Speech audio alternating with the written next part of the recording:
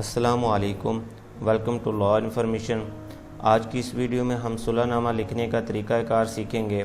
صلح نامہ کب اور کیوں تحریر کیا جاتا ہے، اس میں کون سی باتیں لکھنا ضروری ہوتی ہیں، اگر پولیس کی موجودگی میں صلح ہو رہی ہوتی ہے تو وہ کون سی کنڈیشن ایڈ کرواتے ہیں۔ تو آئیے ویورز اپنے ٹاپک کی طرف چلتے ہیں۔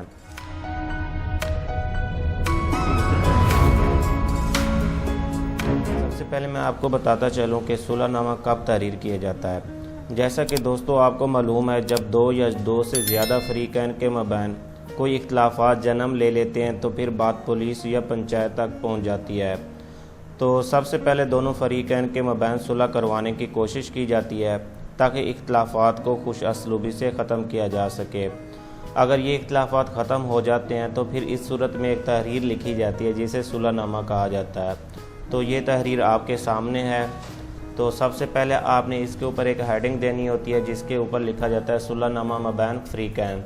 اس کے بعد دونوں پارٹیوں کے نام لکھے جاتے ہیں۔ اگر دو سے زیادہ فریقین ہو تو پھر وہ بھی ایڈ کیے جا سکتے ہیں۔ جیسا کہ یہاں پہ میں نے فرضی نام ABC ڈالا ہوا ہے، اس کے بعد اس کی ولدیت ہے، پھر اس کے بعد اس کا مکمل ایڈریس آپ نے لکھنا ہے۔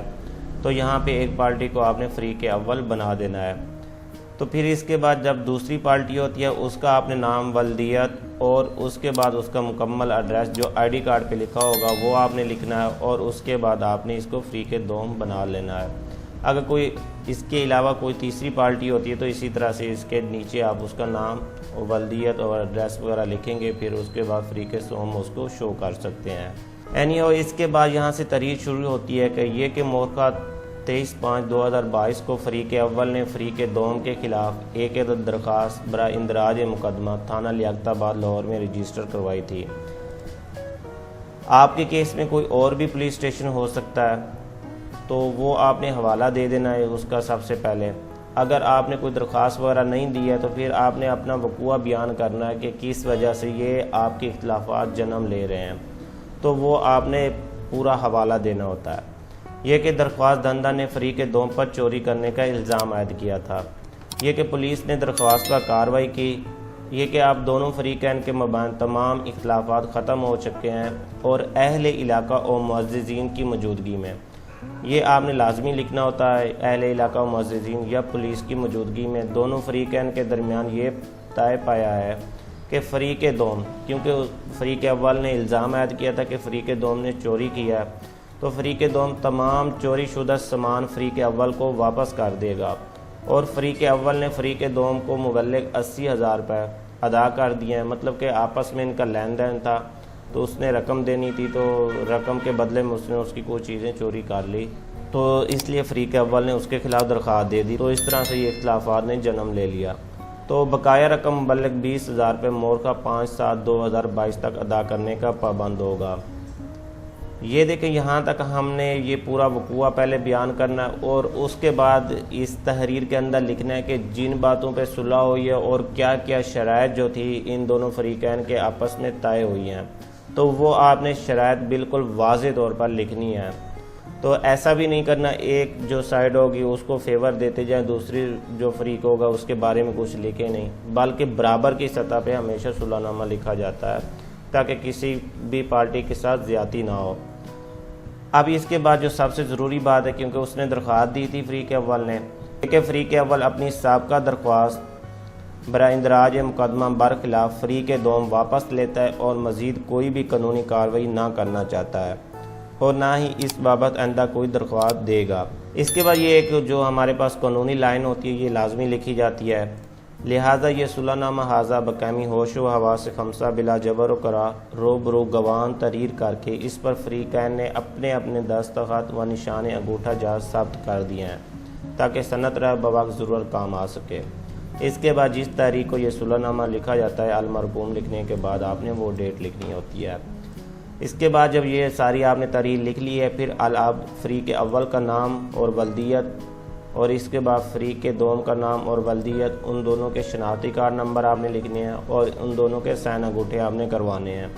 اس کے بعد آپ کو پتہ ہے جو بھی تحریر لکھی جاتی ہے، کوئی بھی لیگل ڈاکومنٹس ہوگا تو اس کے اندر 2 گواہ ضروری ہوتے ہیں، تو یہاں پہ آپ نے کم سے کم 2 گواہ لازمی ڈلوانے ہیں۔ اگر اس سے زیادہ ہو جائے تو اس میں بھی کوئی حرج نہیں ہے۔